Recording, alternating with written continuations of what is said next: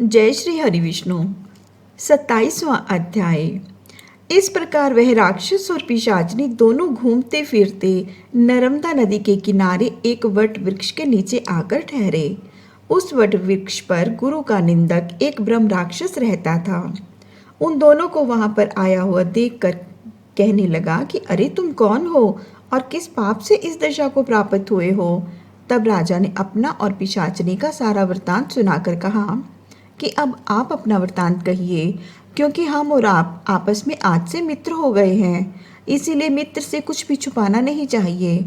जो मित्र से छल कपट करता है वह पाप का भागी होता है। इसीलिए अब आप भी अपना संपूर्ण वृत्तांत हमें सुनाइए। तब ब्रह्म राक्षस कहने लगा कि हे मित्र, मैं मगध देश में प्रवीण सोमदत्त नाम वाला ब्राह्मण था। मैंने मद में आकर अपने को बड़ा भारी विद्वान मानकर गुरु का अपमान किया।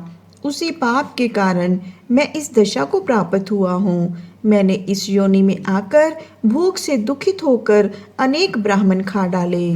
गुरु के अपमान के कारण ब्रह्म राक्षस की योनि प्राप्त होती है, ये मैंने भली प्रकार जान लिया है।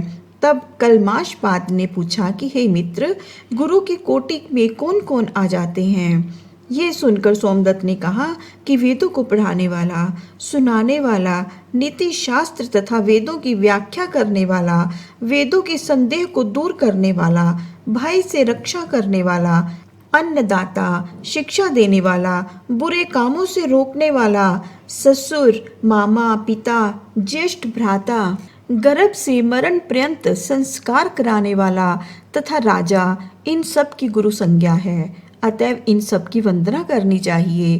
तब पुनः कलमाशपाद पूछने लगा कि तुमने अनेक गुरु कहे, इनमें से कोई बड़ा भी है या सब बराबर है। सोमदत्त कहने लगा कि हे मित्र, यद्यपि हम राक्षस हैं, साथ ही भूख और प्यास से दुखित भी हैं, मगर गुरु की महिमा का वर्णन करने से निश्चय ही कल्याण होता है।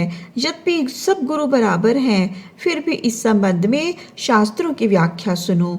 वेद तथा मंत्रों का उपदेश करने वाला, धर्म शास्त्र तथा पुराणों की व्याख्या व उपदेश करने वाला, ये विशेष गुरु हैं। इनमें से प्रमुख गुरु वह है जो देव पूजन कराए, देव पूजा का फल बताए अथवा गुप्त मंत्र का उपदेश दे। हमने गौतम ऋषि से धर्म, अर्थ, काम और मोक्ष के देने वाले सब पुराण सुने हैं। एक समय मैं महादेव जी का पूजन कर रहा था। उसी समय श्री गौतम जी वहां पर आ गए। मैंने खड़े होकर उनको प्रणाम नहीं किया और पूजा में ही लगा रहा। तब महादेव जी ने हमको गुरु का अपमान करने के दोष में ब्रह्म राक्षस बना दिया। उसी पाप के कारण मेरा अंतःकरण जला जाता है। न जाने इस दुख से कब मुक्ति मिलेगी। सूत जी कहते हैं कि हे ऋषियों, इस प्रकार गुरु की महिमा का वर्णन करने से उनके सब पाप नष्ट हो गए।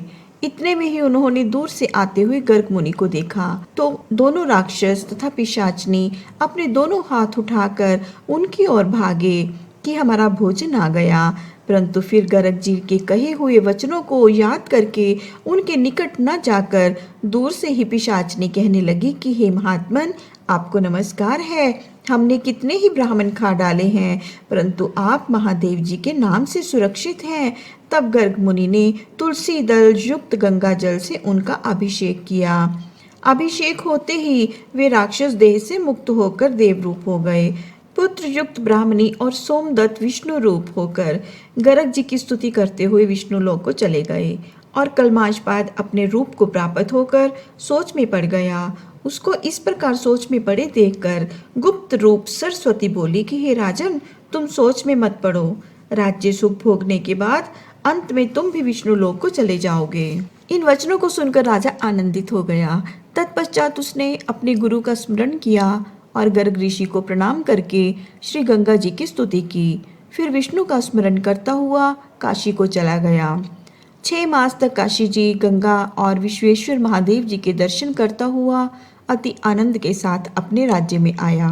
तब गुरु जी ने उसका अभिषेक किया। तत्पश्चात अनेक भोगों को भोग कर अंत काल में मोक्ष को प्राप्त हुआ। सूत जी ऋषियों से कहते हैं कि इसमें आश्चर्य जैसी कोई बात नहीं। भगवान का गुणगान करने तथा काशी के सेवन से मनुष्य को अवश्यमेव मोक्ष प्राप्त होता है। गंगा के स्नान से मनुष्यों के करोड़ों जन्म के पाप दूर हो जाते हैं। बोले विष्णु भगवान की जय।